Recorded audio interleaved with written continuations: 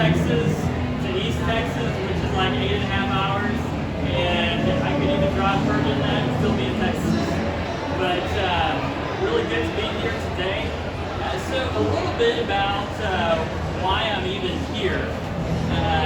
Back in May of 2019, I found myself, I was outside of the closest surgical and medical abortion clinic to where I lived there in Longview, Texas. And it's right there, about an hour from the Texas-Louisiana border. And the closest abortion clinic is across the border in Shreveport, Louisiana. It's a place called Hope Medical Group for Women. Horrible, horrible place. In that location, they end the lives of children every single Tuesday, Thursday, and Saturday. Every Tuesday, they would end the lives of 20 innocent children. Just to give you guys a little bit perspective, we're talking about a school shooting like the Parkland school massacre. 19 innocent lives lost there. So every single Tuesday, a mass killing there at that facility, and no news media covering it, no funerals, no prayer vigils for the lives lost there. Their names were not plastered anywhere on the media for days like other massacres. These were the forgotten. Every Thursday, about 30 innocent lives were lost there. And, you know, in my mind, I'm thinking of Virginia Tech school massacre, right? 32 innocent lives, I believe it was. Every single Thursday, same scenario. Every Saturday in that place, 15 innocent lives were lost. As far as school shootings go, school massacres, like the closest one I could find in comparison to that was something called the Baptist School Massacre, which was way before my time. The point is that there are a lot of shedding of innocent blood in our nation on a regular basis, and in many circumstances, people see that as a Tuesday or Thursday or Saturday, and it gets no coverage. And these abortion clinics are supposed to help people, right? I mean, these places, they're killing centers. They're places that end life. Guys, I hate the concept of throwing away life. There's an issue really near and dear to my heart, and that is the issue of suicide in our nation. And I've had a number of friends who committed suicide. I've counseled a number of people who are contemplating suicide, and I've been right there with them, and I've pleaded with them not to throw away their life. And when we live in a culture where throwing away life is just a Tuesday and a Thursday and a Saturday, guys, we've got to have a higher view of life. Life is precious, and when I look at the arguments of why some people have ended their lives, what I've seen is that people have wanted to end their life or ended their life because of what a parental figure said about them or what a significant other. Why is it that there are people in our culture that put so much stock into what someone else says about them? The lives of any human being should not be in the hands of another person, but in the hands of our Creator. And we've got to reinstill in people this idea that our worth and value does not come from what our parents say about us. If our parents did not want us on this earth, that doesn't mean we should end our lives or have our lives ended. You tracking with me here? So our worth and value comes where? God. You know, that's something that our founders of this great nation, they knew that. They knew that worth and value came from our Creator. And our nation was founded on principles that affirmed that reality. And we are living in a day and age where people are trying to remove God and His influence from every area of society. And we have got to stand up and get involved in the public square. There's a passage near and dear to my heart, Amos 5:15, and that passage specifically says, to hate evil, to love good, and to establish justice within the city gates. And perhaps the Lord, the God of hosts, will be gracious on the remnant of Joseph. Guys, there's no doubt in my mind, seeing you here today, that you guys hate evil, that you hate the idea of the slaughter of innocent children in this nation. I applaud you for that. There's no doubt in my mind that you guys here love what is good. You want to see, you're interested in this idea of the city of Naples, Florida becoming a sanctuary city for the unborn. That's a good thing. What about establishing justice within the city gates? Guys, for how long have we looked to our state capital and to our nation's capital to solve the issues of our day? It's not cutting it. We ourselves, here at the grassroots level, in our cities, hate evil, love good, establish justice within the city gate. Will babies ever be murdered within the city limits of Naples, Florida? That's the question. Where do your leaders stand on that issue? If your leaders here in Naples, Florida, now just to be clear here, the Planned Parenthood that's temporarily closed, according to Google, is outside of the city limits of Naples right now, all right? So they're outside of the city limits. Right now there's no abortion facility within the city limits of Naples, Florida.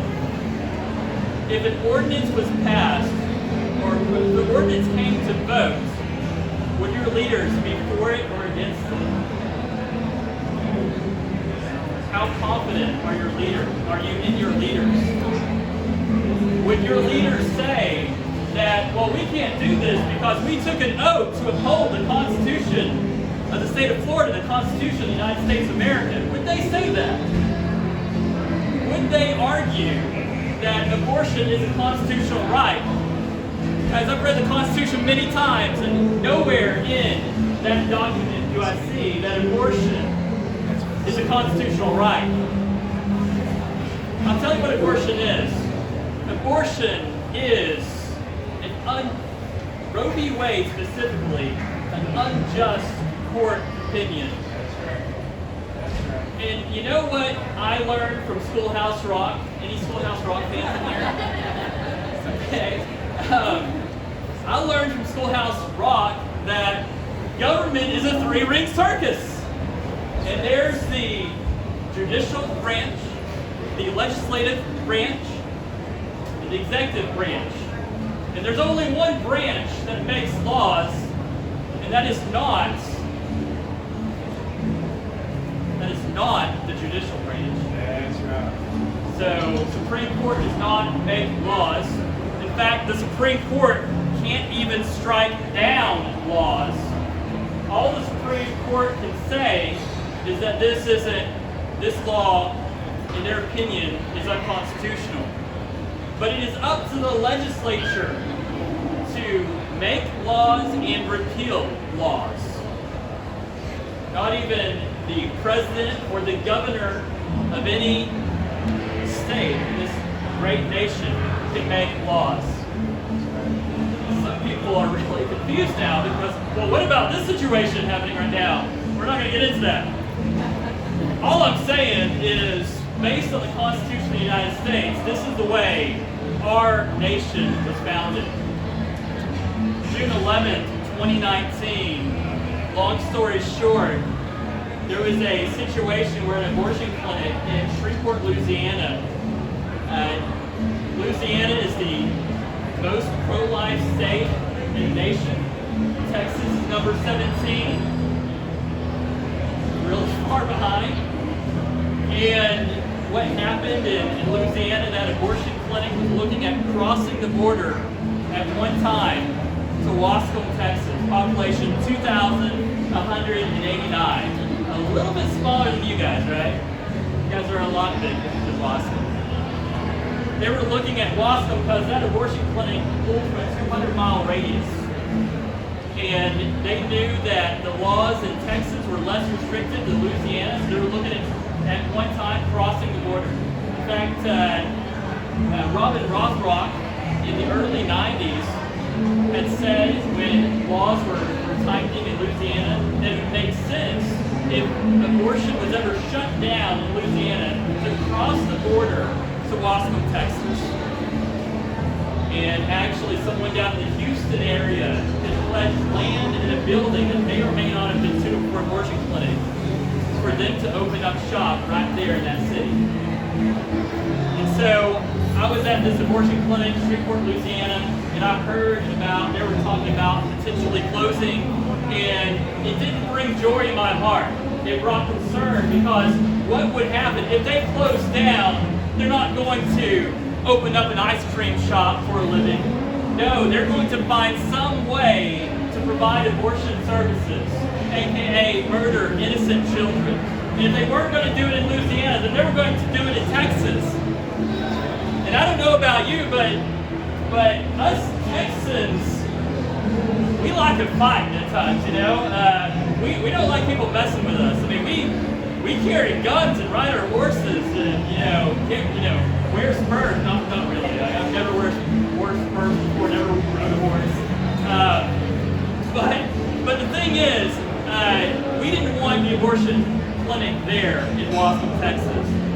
And I was praying one day, and the Lord said to go to Wascom, and so I went to Wascom, reached out to the mayor, and the mayor said, "What can we do?" And I said, "You need an ordinance outlawing the construction of abortion clinic and banning abortion services within the city limits of Wascom, Texas." And he said, "Can you expedite me that ordinance?" And I said, "Yes." And then I realized I didn't know what I was doing because I'm not a lawyer. I realized that this had never been done before, but I knew that God had called me to this task. Came up with something. It was better than nothing. But I knew that something had to happen. And I reached out to a senator there in Senate District 1 in Texas, Senator Brian Hughes. And Senator Brian Hughes, who is a lawyer, brought aboard a friend of his by the name of Jonathan Mitchell. Jonathan Mitchell, former Solicitor General for the state of Texas. He's been quoted in court opinions by Alito and Thomas. He was a law clerk for Scalia. At one time he was appointed by President Trump. Brilliant, brilliant mind.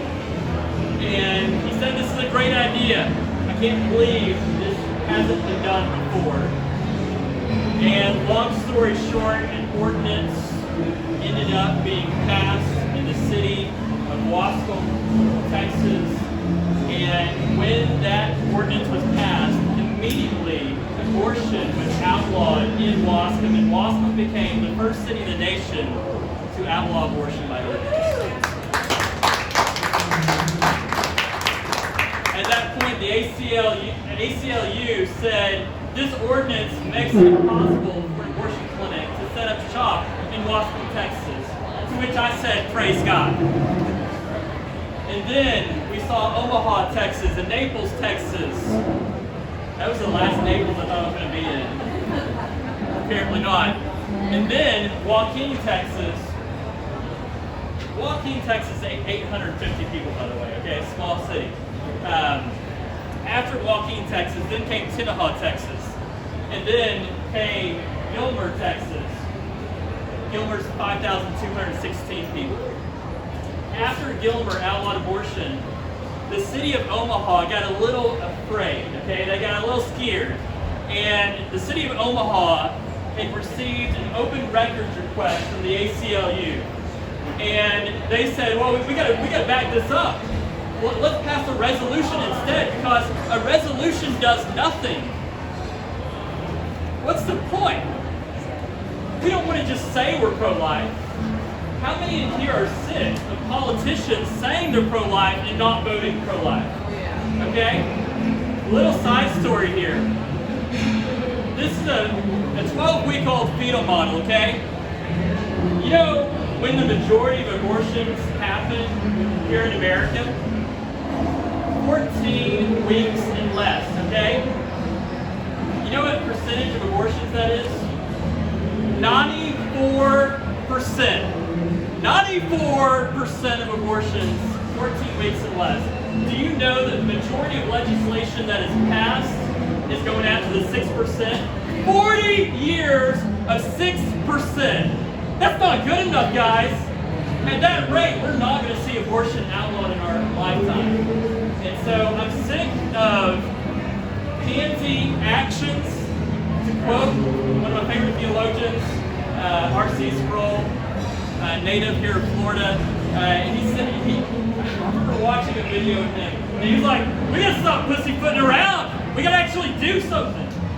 And guys, this meeting right here is about actually doing something.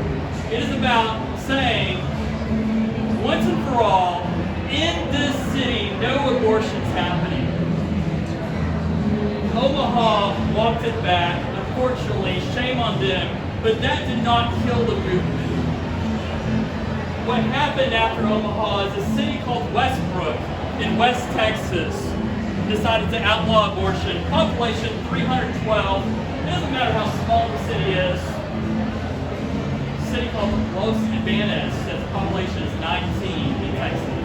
If they wanted to, they could pass this ordinance. After Westbrook, then Rusk, Texas outlawed abortion. And then Colorado City, Texas outlawed abortion. And then Gary City outlawed abortion. And then a city called Big Spring, which population is about 30,000, they outlawed abortion. And then after Big Spring outlawed abortion, the city of Wells outlawed abortion.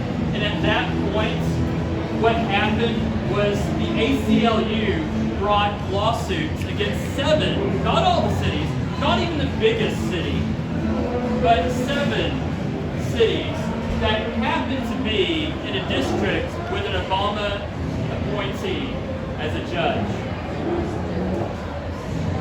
And what happened, all these letters went out from the ACLU and saying, hey cities, you're getting sued now.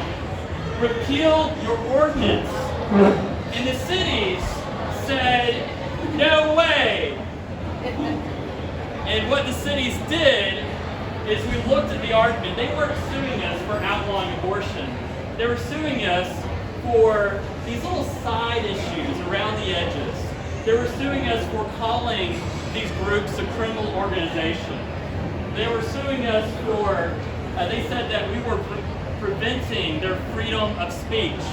Guys, that's crazy because when they put up billboards outside of within Wascom, they put up billboards that said abortion is freedom. And the news media came to me and said, well, what are you going to do? And I was like, we didn't outlaw freedom of speech. We outlawed the murder of innocent children. And if these abortion groups want to put up billboards or pass out flyers or have barbecue abortion parties like they were doing, let them. Because the more money they spend on those things, the less money they can spend on the murder of innocent children, which is outlawed in these cities. And so what we did is we lightly amended the ordinances. We made them stronger in several points. And we just clarified, look, we're not outlawing freedom of speech. What these ordinances do is outlaw abortion. We did decide to remove calling them immediately a criminal organization because if abortion is outlawed, then the point is that if they perform an abortion or aid and abet in an abortion within the city limits, then they're guilty already. They're criminal already. And so what happened before? So the cities amended the ordinance, and then the city of Whiteface, Texas, population 449, decided the mayor of that city said that God was working on her heart. And she said that she felt like she could not pass this ordinance. That she felt like, what would God do if I didn't pass this ordinance? I've got to I got to be obedient to God. I got to honor God. And so, this got on the agenda, white face outlawed abortion. Weeks passed. The ACLU ended up withdrawing the lawsuit. And so, praise God that the ACLU backed down. And after the ACLU backed down, then what happened, several lawsuits were filed against me, which when I read the lawsuit, I rejoiced. And I was reminded of the great passage in Ephesians talking about the good works that God has prepared in advance that we would walk into. Thank you, Jesus, for the opportunity. And so what I saw there was this reality that this lawsuit, what they were suing me for was wild, okay? They sued me for saying abortion is murder, which it is. Abortion is murder. I'll say it till the cows come home. Abortion is murder. I can't recant that statement. They also commented that I'm saying that groups that are involved in abortions are involved in the murder of innocent children. Well, yeah. Like, what else are we going to call it? I can't recant that either. And the third point is they said that, well, we're also suing you for saying that abortion is a criminal act and we're involved in criminal activity. Well, according to the pre-Roe statutes that have never been repealed in the state of Texas, you are a criminal organization. And I'll say that to the cows come home too. They're guilty of the crime of abortion, which is the intentional murder of an innocent child made in the image of God. Now, these ordinances are based on the pre-Roe statutes in Texas. And those ordinances, they don't penalize the mother. So I just want to be clear about that. So we're not talking about, these ordinances don't penalize the mother of that child.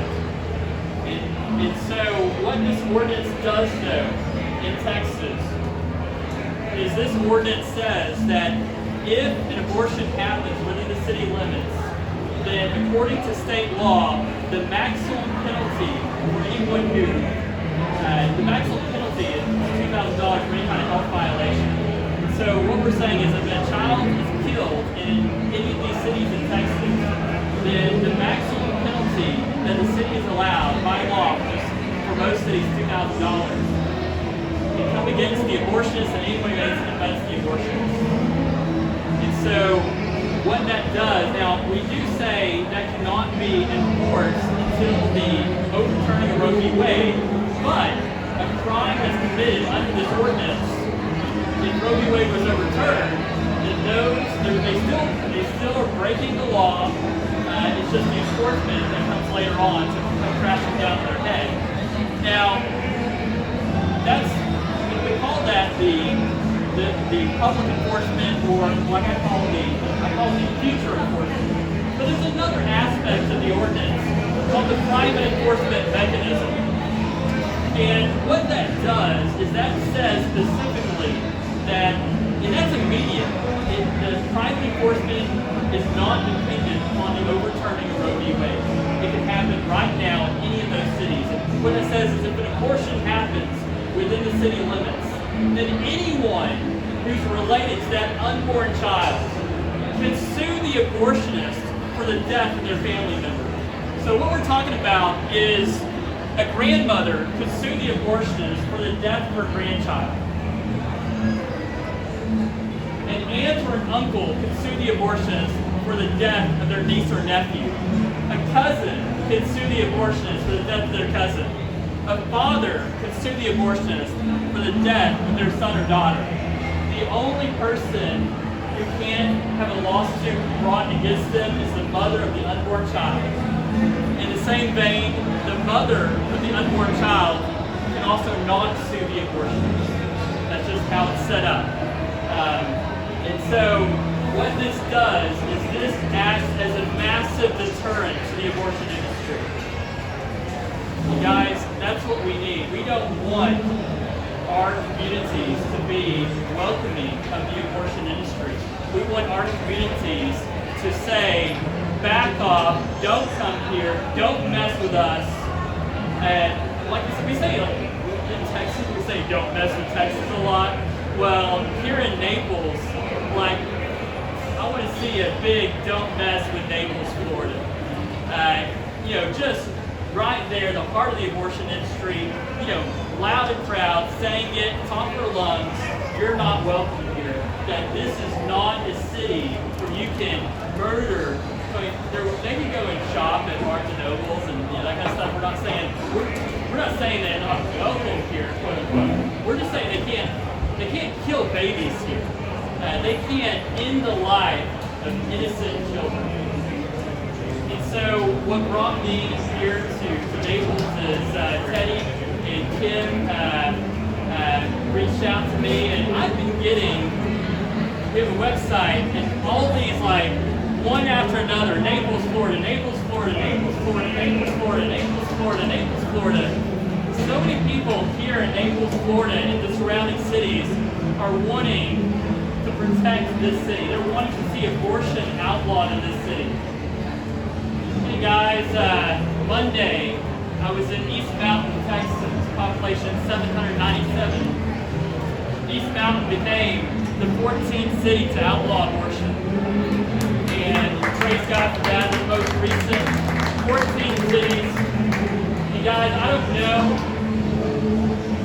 when Naples will be voting on an ordinance that's similar to what we're doing right now. Is I've been talking to some brilliant attorneys, and we are working on an ordinance specifically for the city of Naples, Florida, that when passed would effectively outlaw abortion within the city limits. And I'll tell you something about that. Texas laws and Florida laws are completely different. Different municipal laws, different laws with charter and non-charter counties, differences in the statutes that are on the books before Roe v. Wade. And so there's a lot of things to go into it. But what I can tell you is this, that I'm not someone that likes to eat around the edges of sandwiches. I want to get right to the center. I want to do as much as we possibly can in every city. And so I'm going to make sure that the ordinance that is brought before the city of Naples is the most aggressive ordinance as possible. The one that effectively outlaws abortion and does as much as can possibly be done under Florida state law and municipal law. You guys, in Texas, we're not done. There's going to be more cities in Texas. There's cities in Louisiana talking about it now. There's cities in Arkansas talking about it. You guys, we're going to do this, and if we have to outlaw abortion one city at a time in this nation, then that's how we're going to do it. As I say in Texas, it's time for a little yeehaw and get her done. It's time we actually stop fighting around the edges. It's time we stop pussyfooting around. It's time we go right to the center and do as much as we can to see abortion outlawed in our generation. Guys, the best thing that you guys can do to help at this point, one, pray, meditate. If you walk away with one thing from this meeting, please let it be Amos 5:15. Amos 5:15. I want you to think about the passage. Think about what it means for you to hate evil, love good, and establish justice within the city gate.